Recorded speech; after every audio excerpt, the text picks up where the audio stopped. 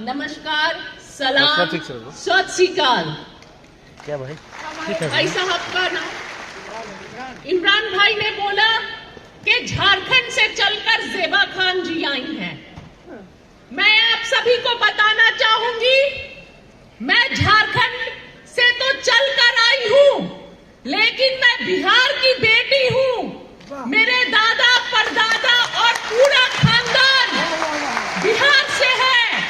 बिहार के हर शहर में मेरे रिश्तेदार बसते हैं, तो मैं इसी मिट्टी की बेटी हूं।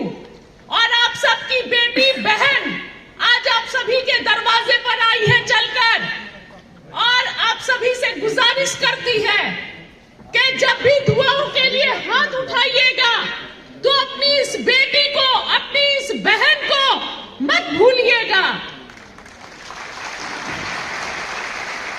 दुआओं में हाथ उठाइएगा कि ऊपर वाला मेरी आवाज में ताकत दे, और मैं इस अंधी बहरी गूंगी निकम्मी सरकार के खिलाफ बोलती रहूं, आवाज उठाती रहूं। मैं शुक्रिया अदा करना चाहती हूं उमेर भाई का, जिन्होंने हमें ये मौका दिया यहाँ पर प्रोग्राम करवा के, ताकि मैं यहाँ पर बिहार की मिट्टी में, बिहार के जमीन पर गया में आ सकी। वो गया जो पूरे दुनिया को शांति के लिए, शांति के प्रतीक के रूप में जाना जाता है। बहुत बड़ी बात है, बोध गया से पूरे दुनिया में मैसेज गया शांति के प्रतीक के रूप में। और भारत जोड़ो यात्रा का भी मैसेज यही था राहुल गांधी जी का, नफरत के बाजार में मोहब्बत की दुकान खोलना, नफरतों को खत्म करना और मोहब्बत कायम करना। तो बिहार की जमीन में, बिहार के मिट्टी में, बिहार के लोगों में एक अलग ही तरह का जज्बा है और समझदारी है। तो हम सभी को ये यात्रा भी जारी है, यात्रा खत्म नहीं हुई है। हम सभी को अपना योगदान देना है देश में नफरतों को खत्म करने के लिए, आपसी भाईचारा और प्यार को कायम करने के लिए। तो हम सभी को अपना अपना रोल अदा करना है। हम सभी भारत के नागरिक होने के नाते हम सभी का ये फर्ज है, जो समाज में नफरतों ने जड़ कर लिया है, इसको खत्म करें। ये भारतीय जनता पार्टी की सरकार सिर्फ नफरतों की शब्द को समझती है, देश में नफरत और जहर का माहौल फैला रही है। तो हम सभी को, और नफरतों को सिर्फ प्यार से खत्म किया जा सकता है, आपसी भाईचारा से खत्म किया जा सकता है। तो हम सभी को नफरतों को खत्म करना है और प्यार और भाईचारे को जगह देनी है। आज देश के हालात किसी से छुपे हुए नहीं हैं, और भारत जोड़ो यात्रा की जरूरत क्यों पड़ी राहुल गांधी जी को?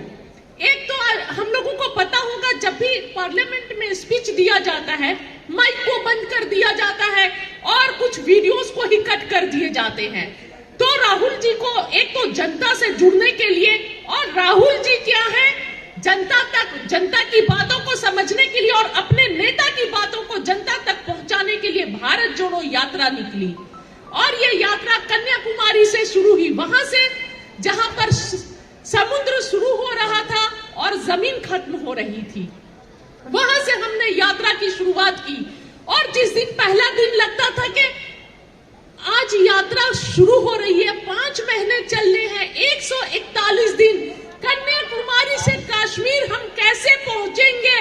लेकिन यकीन मानिए, इतने संघर्षों के बाद, गर्मी, सर्दी, बारिश, हर कुछ हमने देखा, लेकिन जब कश्मीर पहुंचे तो पता ही नहीं चला कि कश्मीर कैसे पहुंच गए।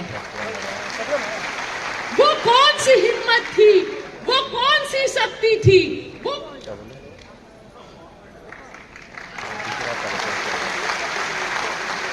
कौन सी ताकत थी जिसके हिम्मत पर हम चल रहे थे, हमको ताकत मिल रही थी।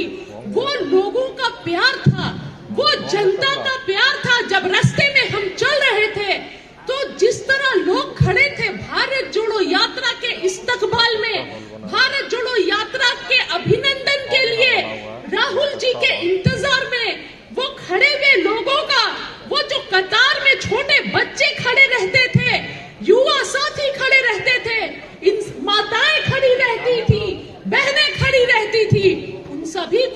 देखकर अपने आप एक एनर्जी आ जाती थी, एनर्जी लेवल हाई हो जाता था और हम लोगों में जोश के साथ और हिम्मत के साथ आगे बढ़े और हर परेशानी को झेलते हुए हम कश्मीर पहुंच गए और ये यात्रा सफल हुई।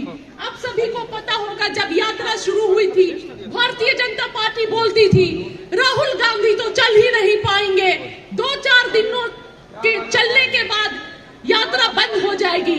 लेकिन हम कश्मीर पहुंचे, हर परेशानी को झेलते हुए, हर संघर्ष को करते हुए ये यात्रा कश्मीर पहुंची, क्योंकि ये यात्रा जो है स्वार्थ के लिए नहीं थी, देश को बचाने के लिए थी, लोकतंत्र को बचाने के लिए थी, संविधान को बचाने के लिए थी।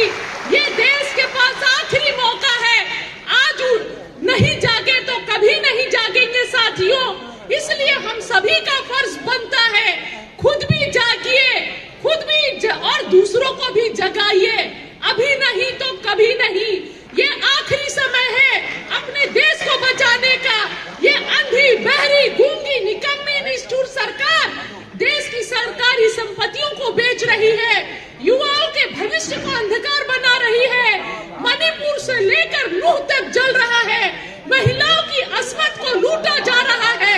पर नरेंद्र मोदी मणिपुर का मान लेने के लिए तैयार नहीं है, महिलाओं की अस्मिता के लिए आज कोई आवाज उठाने वाला नहीं है।